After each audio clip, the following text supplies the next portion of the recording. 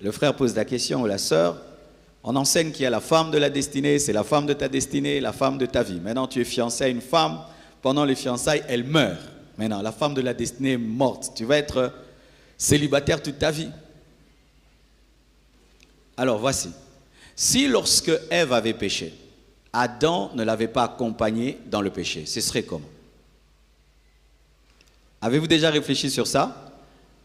Ève mange le fruit et donc la mort commence en elle. Adam ne mange pas, la vie continue.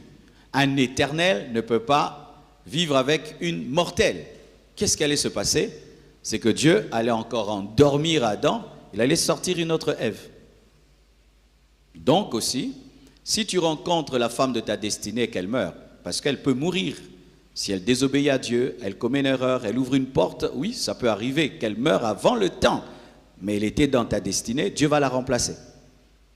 Amen. Dieu va la remplacer. Alors je vais même plus loin, pas seulement dans le sens de la mort.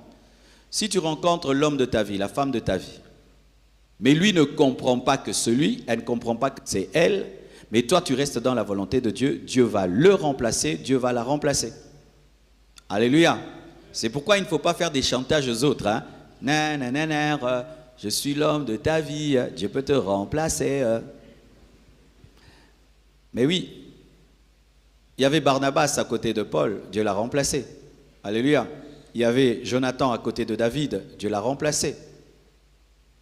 Élie avait un autre serviteur avant Élisée, Dieu l'a remplacé.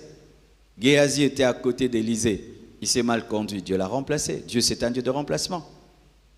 Donc Dieu peut remplacer l'homme de ta vie. Dieu peut remplacer la femme de ta vie. En soi, Dieu n'est pas attaché à un nom, à une personne, il est attaché à un caractère. Ah oui, tu dois savoir ça. Dieu peut t'enlever. Judas est enlevé, il a été remplacé. Amen. Hein? Donc Dieu peut remplacer. Acclamons le Seigneur.